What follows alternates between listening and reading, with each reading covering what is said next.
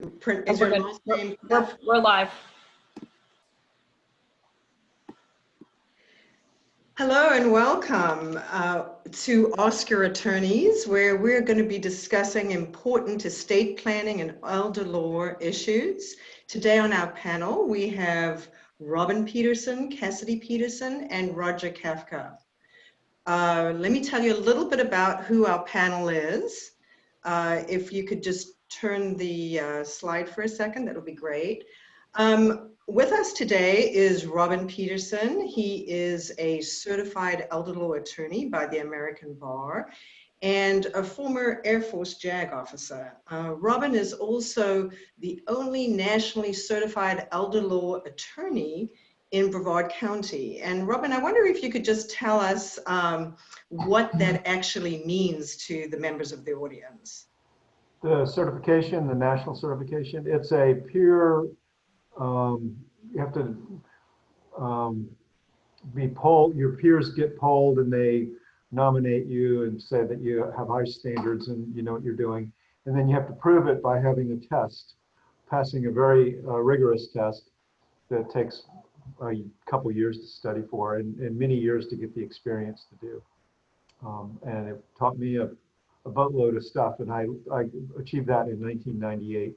Every 5 years I have to keep it, I have to renew it. Okay, great.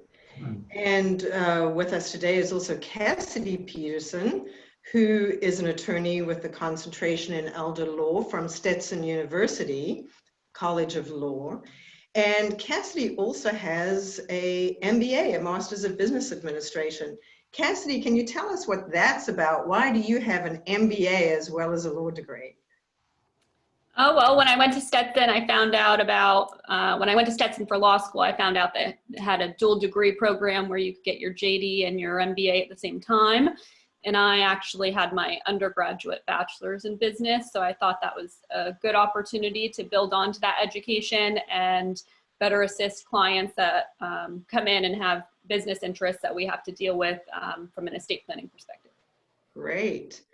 And Roger is an attorney with, also has a concentration in elder law from Stetson University College of Law. And he's an Air Force veteran with over 25 years of military service.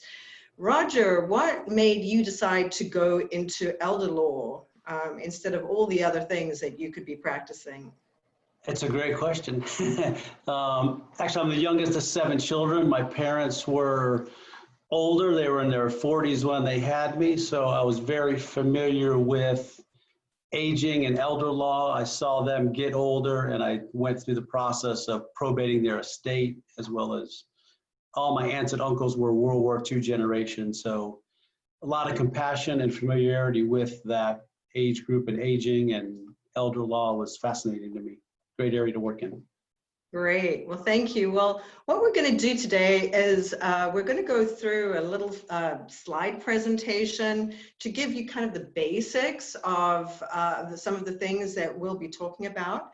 And then we'll be asking questions. We'll allow you to submit your questions. Some of them I have right here already been submitted to me. And if you would like to submit questions, please feel free to go ahead.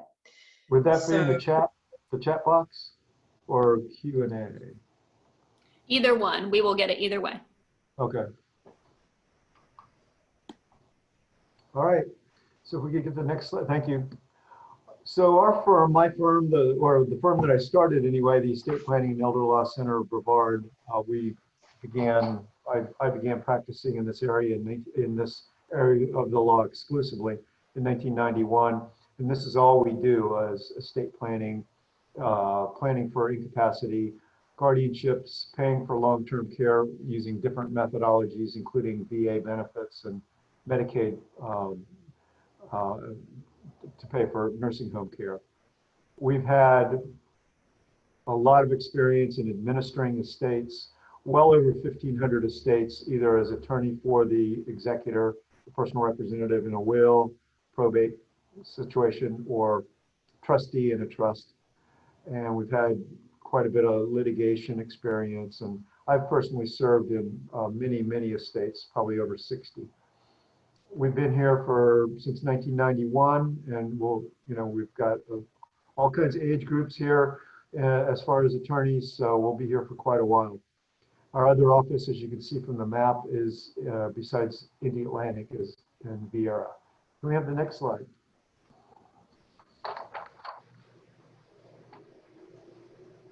So this is, the Florida Bar makes us talk about this kind of stuff. This is general information. We will, if we get the questions, if we get more questions, we've already had some by internet, by email. We have to state the answer broadly. It's not specifically addressed in creating an attorney-client relationship. And at the end, if you want to fill out a form that we can email you, tell us if you want us to send you a copy of the webinar or of the slideshow in the webinar, or set up an appointment or just get on our email list, that would be great. And please feel free to answer questions as we go. I personally like to get the questions coming at me instead of just listening to myself talk. And I think we covered all this on this slide here. Already talked about the disclaimer. Next slide, please. Okay, so before Roger, yeah, I'm gonna launch a poll real quick before Roger gets into his slide. So the question is, do you have a will and or a trust? And then I'm gonna let Roger talk, and then I'll discuss the results. So the first slide that I'm going to talk through is 4 ways that property passes at death.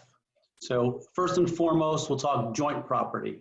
So think of a bank account that you may own jointly, say a husband and wife are joint on a bank account, or real estate. So you might own your house as jointly between husband and wife. Those accounts at first death will pass to the other joint owner that passes without probate. The second way that property passes is by beneficiary designation.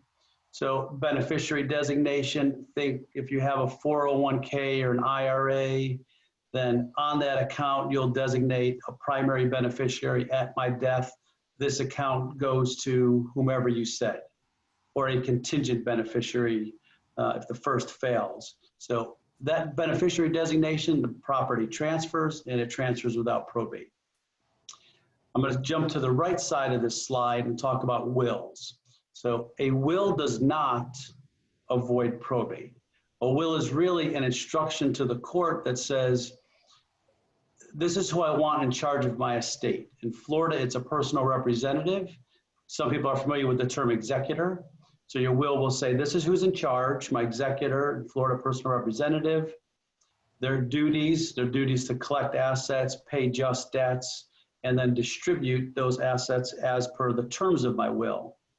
But again, that process of that will going through the court and those assets collected and distributed is a probate process, which can become inefficient and costly. Another way that property passes is through a trust. I think of a trust as a treasure chest that you can put your assets in. You are the trustee during your lifetime. You can amend it and revoke it if it's a revocable living trust. You can use those assets as you choose. And then at your mental or physical incapacity or your death, then your successor trustee steps up. They now are responsible to manage your trust as a fiduciary. And again, they have your assets, they pay your debts, and they distribute your assets as per the terms of your trust that you designated. There's many advantages to a trust, and primary in this case is it avoids probate. So 4 ways to pass property. The trust avoids probate, and I'll just touch on a couple more advantages. If you own real estate in multiple states, the trust can own that property, and now you avoid probate in multiple states. If you have minor children, you can have your trust terms, talk about how you want to manage that money for your children. If there's somebody with disabilities. So multiple advantages to a trust and avoids probate, vice a will that doesn't. So I'll move on to the results of the poll.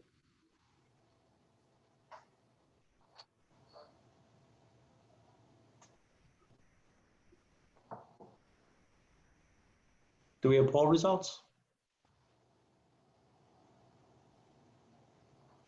We can't hear you, Cassidy. Sorry, I muted myself while Roger was talking. The answer is 100% have a will and or a trust.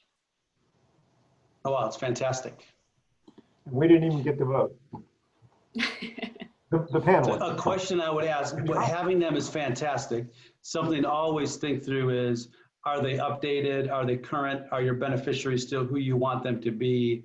Have family dynamics changed, births, deaths, marriages?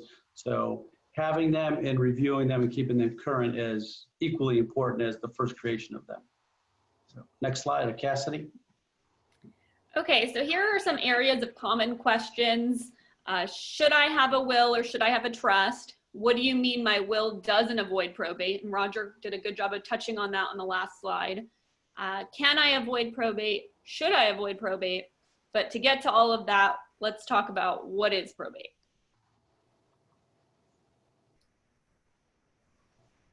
So probate is the process of getting a decedent's assets from their name individually into the name of their beneficiaries or their heirs. That's either going to be based on the terms of someone's will, saying where their property should go, or if you do not have a will, there's what's called intestacy statutes. All 50 states have intestate statutes saying if you don't have a will, here's where your stuff goes. A lot of people, we get the question a lot, if I don't have a will, does it go to the state? And no, that's not true. It goes based on what, in Florida, there's an order of spouse and kids and parents and sisters and so on and so forth, depending on family dynamics, but it's based on what you would be presumed to want. It's typically the process of probate, whether it's a will or intestacy statutes, it's supervised by a court, certainly is in Florida. And it's process, like I said, of gathering assets, paying any debts, and then distributing the rest of it to the beneficiaries. A lot of clients do want to avoid it due to the fact that it's very time consuming. In Florida, it can take, I'd say, a year and a half, depending on the estate. It is very costly and it might not be consistent with what you want to happen. It's also all filed in the courthouse. So for those that value their privacy, that might not be the best process to distribute your assets. Okay, so this next section, we're going to just touch on some other common questions that come up. So what is guardianship and can I avoid it? Who will make decisions for me if I am no longer able to? How will I pay for my long-term care? And are there any government benefits out there that will help me pay for long-term care or my needs as I grow older? So your health fails and you never expect it. And I think this time in our history really puts an exclamation point on that with the coronavirus. We never know what the day will bring. We never know when our health will fail. We never know when an accident's going to happen. And it's incredibly important to do your estate planning, have it updated, and have it ready because we never know what comes next. So, and I think we have a poll before I get in the next section.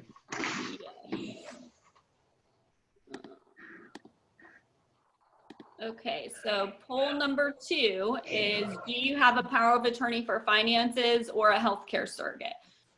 The options are you only have a power of attorney for finances, only a healthcare surrogate, you have both, or you have neither. So as you answer that, I'm going to talk a little bit about power of attorney, healthcare, HIPAA releases. So often people will talk about, well, I don't need them till I'm older. And the real answer is you're an adult at age 18 and you are the decision maker for yourself. So to give somebody the power to make decisions for you once you turn 18 has to be done through a legal mechanism. So a durable power of attorney lets someone make financial decisions for you, step in your place for financial decisions, contracts if needed. A healthcare power of attorney lets someone step in your place to make healthcare decisions for you if you can't, as well as receive medical information. And that's where HIPAA releases become incredibly important. HIPAA is Medical Privacy Act. And being named somebody's healthcare surrogate that you can make decisions is great, but how do you make decisions without information? So having that HIPAA release is incredibly important, and having them in your documents, because you never know what emergency is going to arise and where those documents may be needed. So having that embedded in them is incredibly important. Did we get any email about what you were just talking about, Roger? I'm not sure who's handling the. 'Cause I think Oh, the questions? We probably had a question or two that came through the email. So we have a question. So yes, so I do have a couple questions about the power of attorney. Would you like to address them now? Sure. I've heard my power of attorney gives power immediately once I sign it, yet others say it gives power when I'm determined incapacitated. Can you clarify? So I guess the question is, when does the power of attorney go into effect? Sure, and I could take that. So in Florida, the power of attorney, when you sign it, it is effective. And the agent, that the person that you named, they have that power immediately upon your signature. And other states do have what's called springing. So if you've come from another state, and then they may have a springing power of attorney that becomes effective upon your incapacity, but that is not the case in Florida. In Florida, your power of attorney is effective when you sign it, and that person you name, that agent, you're giving them power under that legal document.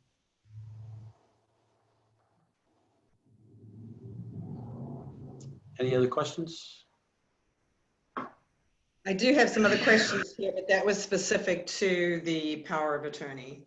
Okay, so if you have documents, the power of attorney, the healthcare surrogate, and the HIPAA language is in there, like I said, that's great, but always the question is, with all your documents, having them is one thing, but are they current? Do they name the person you want? These documents, I always look at all our documents, were they created by an elder law attorney? And I think that becomes incredibly important because elder law attorneys look at the world, I think, a little different. We look at things like long-term care, Medicaid, VA benefits, how to transfer assets at death. So having that experience and those provisions in your documents, I think, becomes incredibly important. The other is, do they include the right HIPAA language? Having HIPAA language in a power of attorney can be useful and valuable for dealing with medical institutions for financial reasons or insurance reasons. So that can become incredibly important. Roger, I have a question here that asks, if you have a revocable living trust, do I also need a power of attorney, a durable power of attorney? Yeah. So the answer is yes. So two different documents, two different hats. So the trust holds your assets and the trustee manages the assets that are in that trust. The power of attorney gives somebody the ability to step in your shoes and manage your financial affairs for things outside of the trust. So you really need both documents in life. Does anybody want to expand on that? That's good. I mean, we could go talk. We have a whole seminar and that kind of thing. But yeah, I think that's a good summary. If anybody wants the clarification, just chat in or Q&A in. And do we want to do the results of the poll? Yes, it looks like we had 75% have both a power of attorney and a healthcare surrogate, and 25% said they have neither.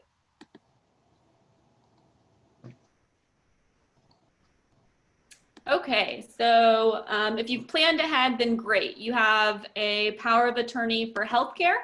If you didn't plan ahead, then unfortunately we're thinking about guardianship. Roger, if you could just click ahead a little bit.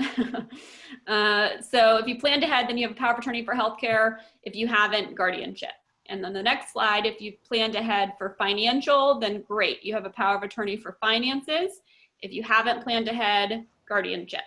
So I'm going to elaborate a little bit more on guardianship, but before I do that, we have our third and last poll.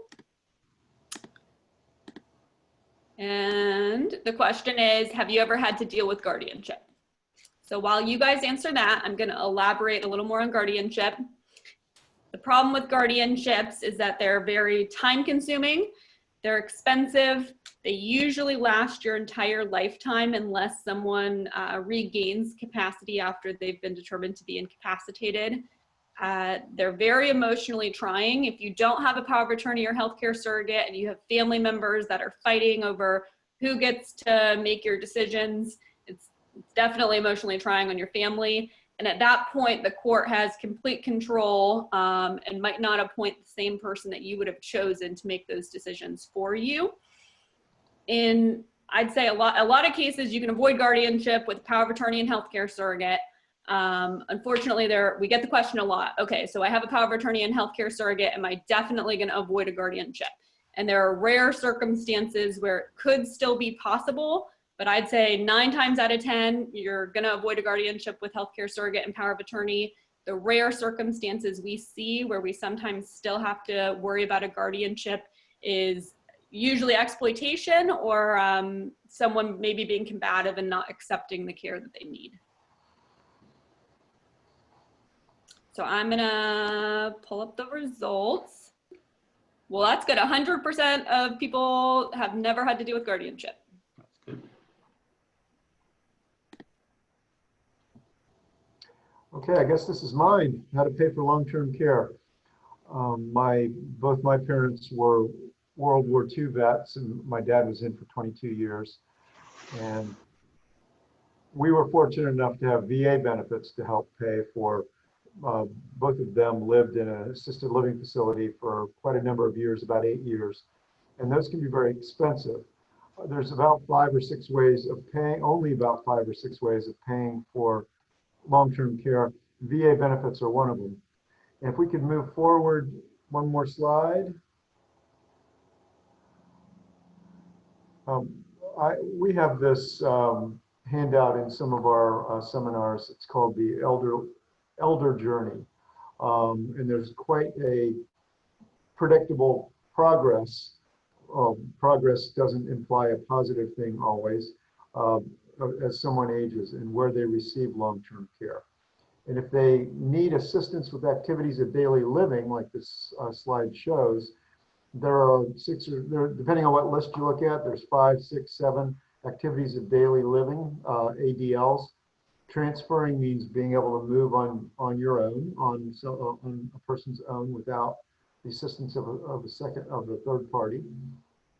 Being able to dress without assistance, or if you do need assistance, that's one activity of daily living that is looked at to determine whether or not a long-term care option is necessary. Bathing yourself, feeding yourself, toileting, the whole process, and then incontinence. If we could move forward. The activity of daily living, if there needs to be assistance in especially 2 or more, then we need to look at a meaningful way of supplying that assistance for those activities of daily living. And these are the places that people receive long-term care. In-home, and that can be with professionals. There are people that earn their living coordinating care, or it could be family or friends. Another, probably less used, is adult daycare, and that's typically more for maybe a spouse that's working or just needs a respite of taking care of a person 24/7, so they can utilize adult daycare from say 8:30 in the morning till 5, 6 o'clock at night in order to either take care of business or like shopping and maintaining the home, or we're actually working. Then there's independent living communities, which do have an element of assistance, but when that need ratchets up even more, that independent living community a lot of times has an assisted living facility associated with it. And there are skilled nurses assigned to each floor. And let's say there's 3 floors. There's typically three different levels of care. If somebody rises in their needs, they tend to need to move to a different floor. I mean, literally, they tend to be, the higher floors are more care. And then there's a skilled nursing facility, also known as a nursing home. Next slide, please.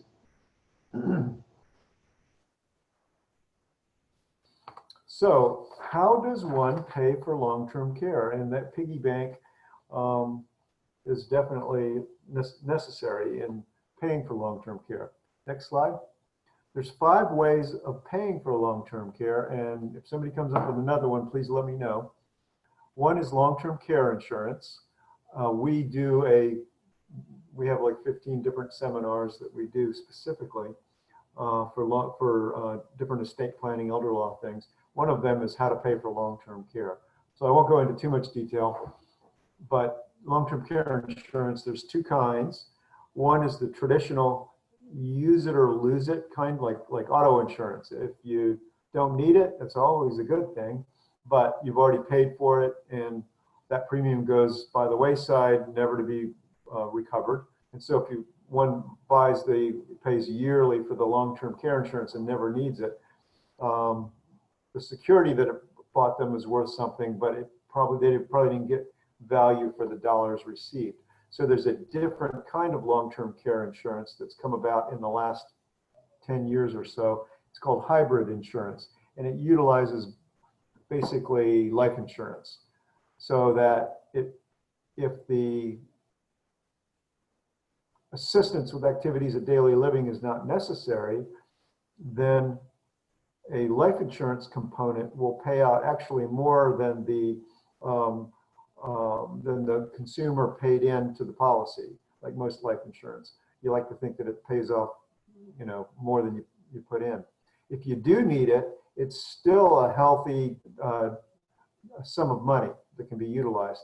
So if you don't need it, your family gets it. If you do need it, well, that's what it's there for. So those are the 2 kinds of long-term care insurance policies. Then Medicare, surprisingly to some, maybe in this audience, does not pay for long-term care. Medicare will pay for rehab care after someone is in the hospital for 3 days, 3 or more days. They can't, the hospital determines they cannot go home. They need a certain amount of rehab, and I know both my parents needed it multiple times. They went through that rehab process, and Medicare paid for it. And mom and dad had TRICARE for life, so that also helped pay for it. But they'll only pay for up to 100 days of recuperative care.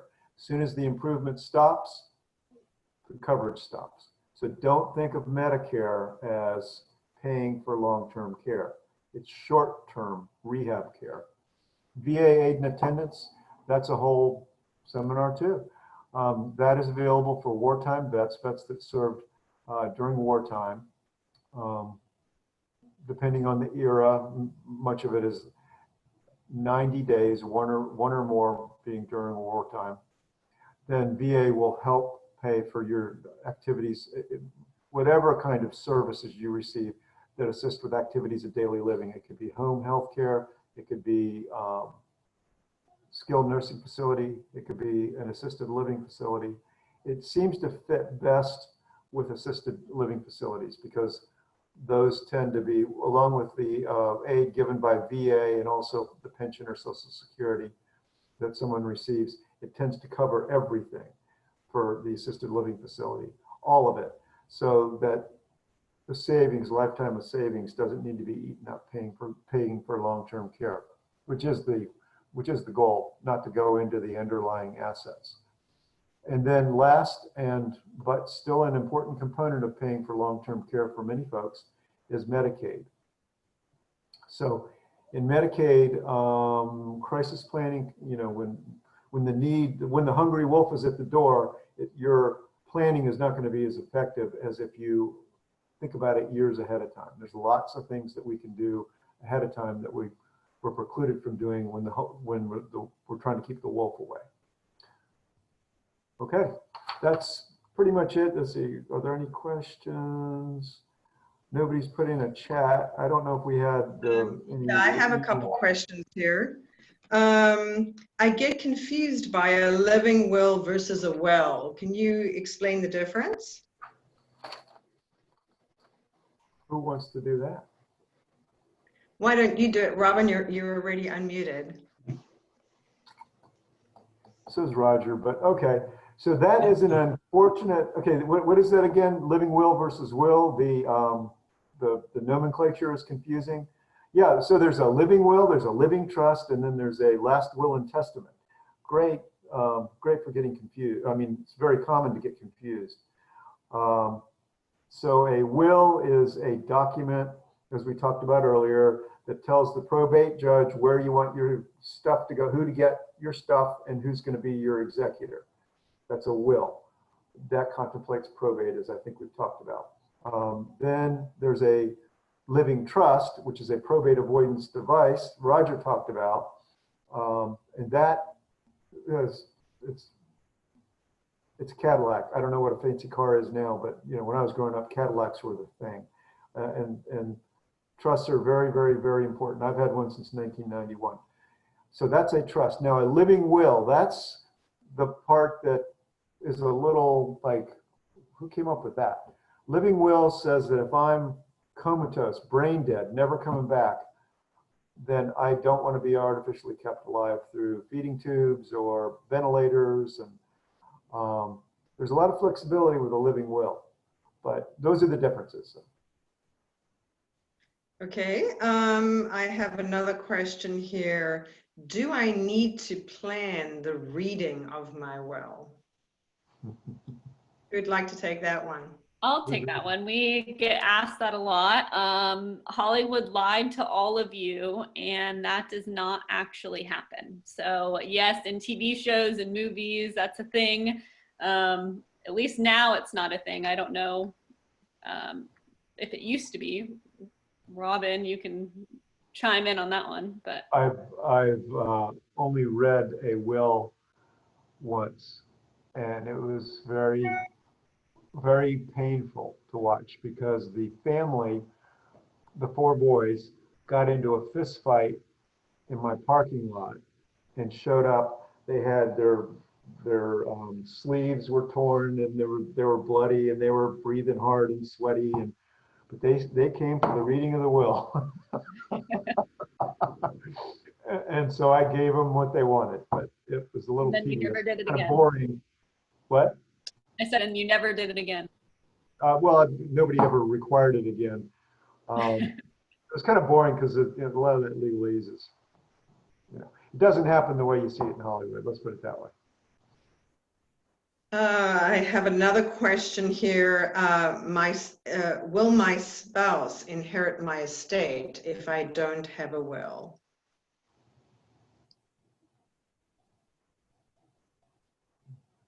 Don't everybody speak at once. Roger, I think it's your turn on the rotation. Yeah. Oh, Colonel hey, where'd you all Klafka? So will my spouse will inherit my estate if I don't have a will. So if you don't have a will, then your estate will pass by the intestacy laws of Florida. So now, if you had accounts with beneficiaries on it, it'll go direct to the beneficiaries. If it doesn't have them, then it will come into your estate, and your estate will be distributed by the laws of Florida, which your spouse would be a natural heir, but it's going to go through the probate process, which is it's expensive and it's inefficient. So there's multiple issues with not having a will and leaving it up to the intestacy laws of the state of Florida. I have another question also kind of related to that, which is I have my estate planning documents from out of state, but now I'm a Florida resident. Do I need to redo everything? Well, I'll do that one. It depends. Lawyer's favorite phrase, it depends.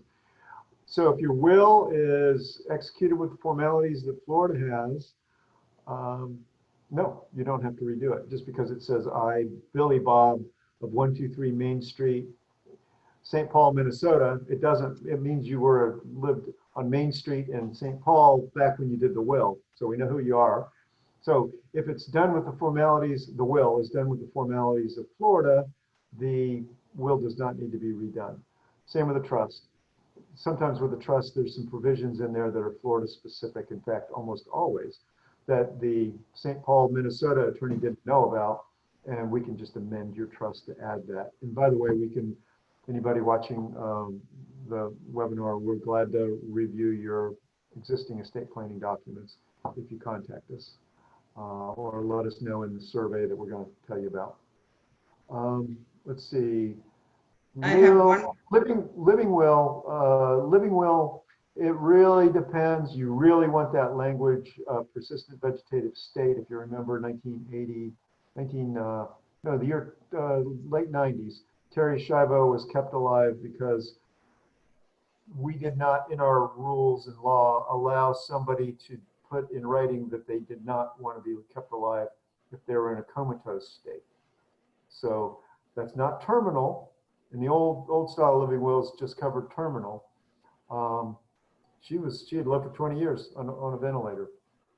So a lot of the little nuances are state specific, but many of the documents we see are valid, and we're glad to look at it and opine for you. Thanks. I just have one more question here. It takes too much time and trouble to retitle your assets into a revocable living trust.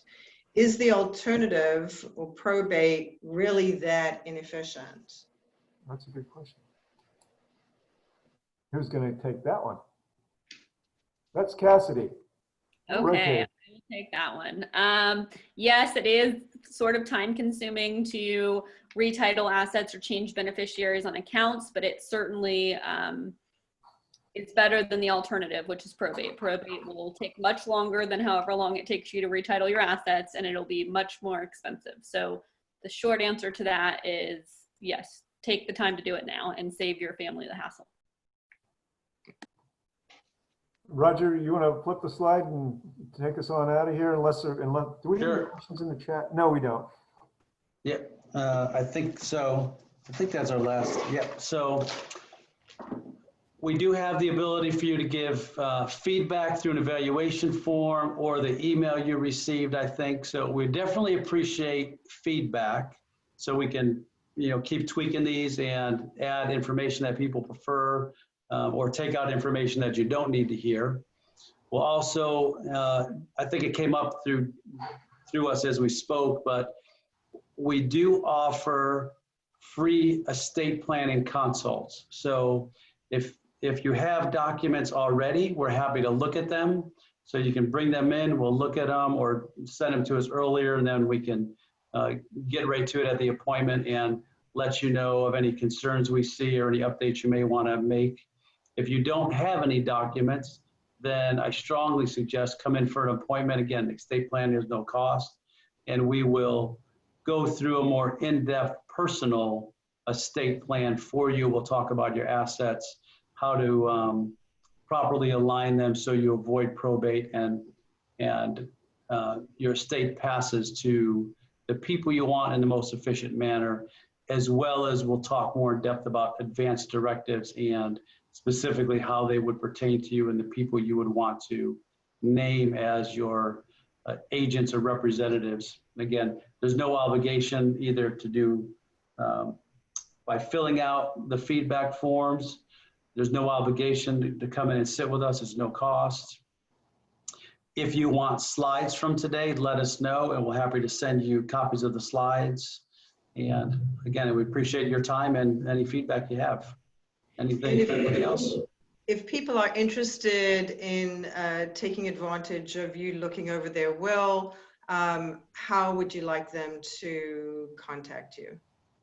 So the best way is to call the office direct, and that way Danielle, our administrator, can look at our calendars, see what our availability is with yours, and set an appointment. Very easy to do.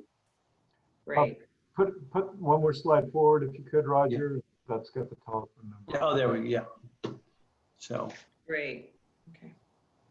All right. Thanks everybody for watching and have a great evening. Thank you. Thanks.